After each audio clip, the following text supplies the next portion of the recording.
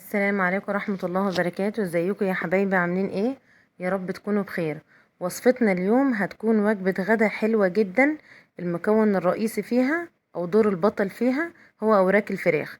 من اكتر الوصفات المحبوبة الحمام الكذاب بالتفصيل، من اول خلي الوراك لحد التسوية وازاي ما يفكش معاكي.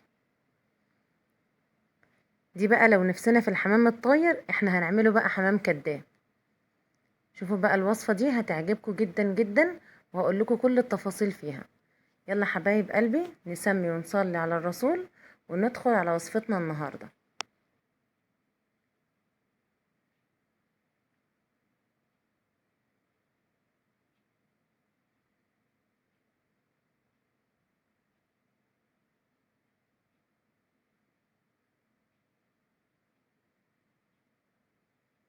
معايا هنا 6 من اوراق الفراخ. هبدأ اخليها معاكم. بصوا، ببدأ اشيل العظمة اللي في النص دي،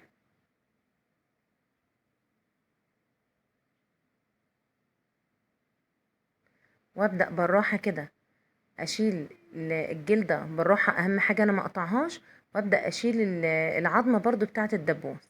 بس اهم حاجة ما اقطعش الجلدة اللي على الدبوس كلها، عشان انا هحاول بقدر الامكان اسيبها عشان احشي بيها. وبسيب حته العظمه اللي في الاخر كده زي ما انا بوريها لكم كده، عشان تديني كانها ديت ايه، زي بوز الحمامه كده. تاني انا بوري لكم برضو واحده تانية. ببدا بالراحه كده اشيل الجلده دي. انا هوريها لكم وانا بحشي ان انا سايباها ازاي عشان تسهل معايا شويه وانا بحشي الحمام. اهم حاجه بسيب العظمه اللي انتوا شايفينها دي كده. انا ما وريتها لكم مكان ما حطيت صباعي كده، ديت ايه مقفوله زي ما هي بالجلد اللي فيها. خلاص كده هنبدأ مع بعض كده بقى نتبل مع بعض الوراك دي.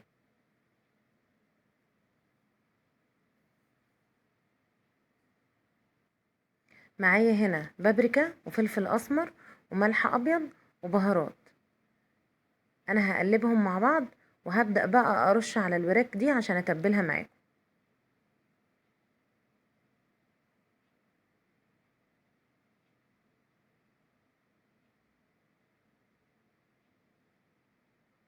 ببدأ اتبلها من جوه لبره. بحاول ادخل جوه برضو في اللحم كده عشان يبقى متبل معايا كويس وواخد الحدق بتاعه تمام.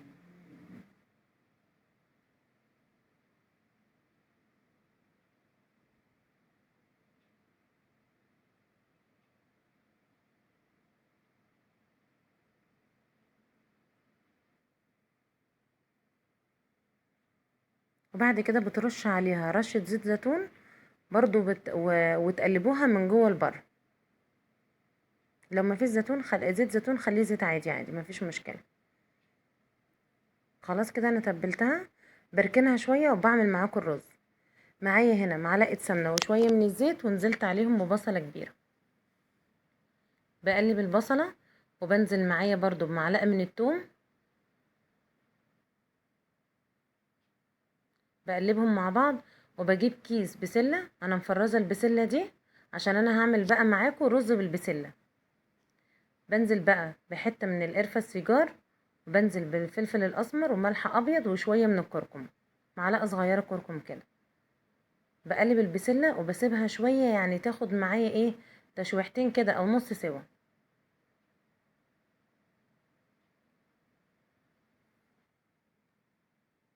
كده انا هنا بختبر البسلة،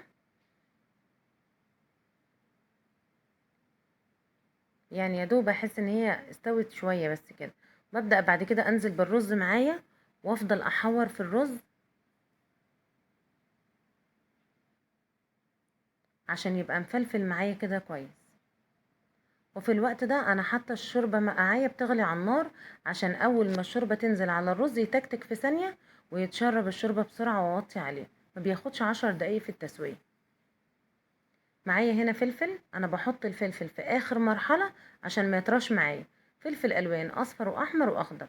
بعد كده بقى بنزل بالشوربه، يعني الفلفل بيتحط قبل موضوع الشوربه على طول عشان ما يبقاش طري معايا في الرز، يبقى وحش. غير كده على المرحله دي لما بنحطه بعد ما نخلص خالص قبل الشوربه، بيفضل الفلفل معايا ناشف وكويس. بصوا اول ما حطيت الشوربه خلاص الرز تكتك معايا واتشرب. هنا بقى بجهز في الصينيه اللي معايا، بكون مقطعه بصل شرايح، ومعايا طماطم وجزر، ومعايا ورق لورا، ومعايا عودين من الروزماري، ومعايا قرن فلفل متقطع. هو المفروض البصل يتقطع طرنشات، بس انا كان متبقي معايا بصل من اللي انا عاملاه في الكبه، فعملته بالفلفل الاسمر وحطيت شويه من الزيت، وهقلب كل الخلطه دي مع بعضها. خلاص كده هبدأ بقى احشي الحمام الكداب واحطه عليه. بصوا بقى انا هنا بمسك الرز، شفتوا الحركه اللي انا عاملاها في الجلده دي من قدام كده، كاني بحشي الحمام دي كانها بوز الحمامه. ببدأ احط الرز في النص كده، وهبدأ الف الورك رول، ولو في جوانب معايا خارجه هطبقها لجوه، وانتوا بتلفوا اهم حاجه تقفلوا كويس عليها. ايوه كده زي ما انتوا شايفين كده. وببدأ بقى بالخل اقفلها معايا، ولو حطيتوها بالطريقه دي ما تقلقوش برضو، هو مش هيفكوا، مش هينزل منكم الرز. اهم حاجه زي ما قلت لكم برف رول وبدخل الجوانب الخارجه بدخلها جوه كده، وبحاول الم كويس قوي.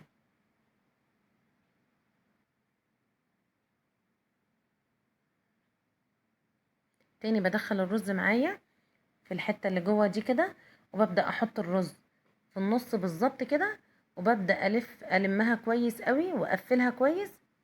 ماشي. الم الجوانب اي حاجه خارجه منها ببدا اطبقها لجوه، وانتوا بتلفوها اهم حاجه تقفلوا عليها كويس،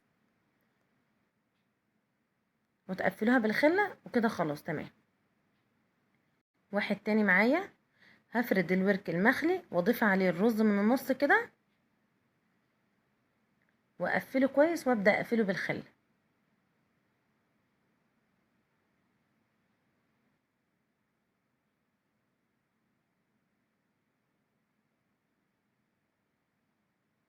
بصوا شكل الحمامه بالظبط وهو كده، والحته المفتوحه هي اللي بحطها تحت، يعني بحط الورك على الحته المفتوحه.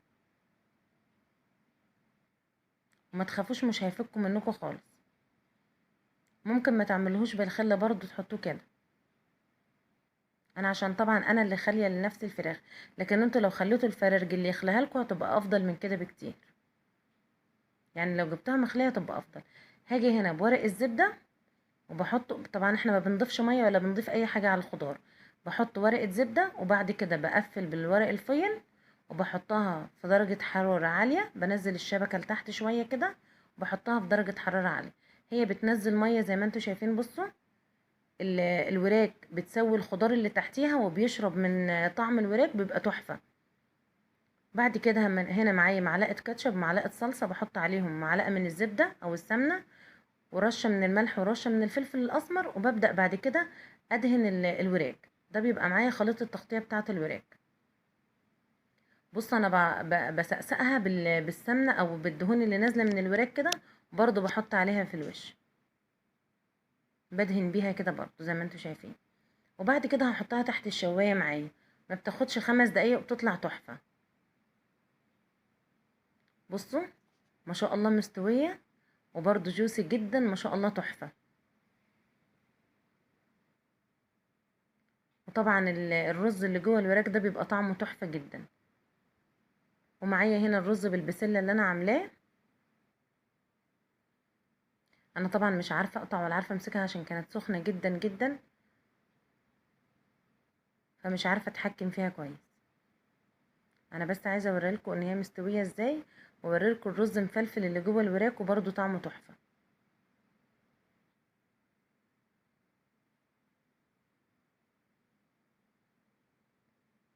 بصوا الخضار اللي تحتيها تحفة ما شاء الله. يلا بقى يا حبايب قلبي، لو عجبتكم الوصفة ما تنسوش اللايك والشير والاشتراك في القناة، واشوفكم ان شاء الله في وصفة جديدة، والسلام عليكم ورحمة الله وبركاته.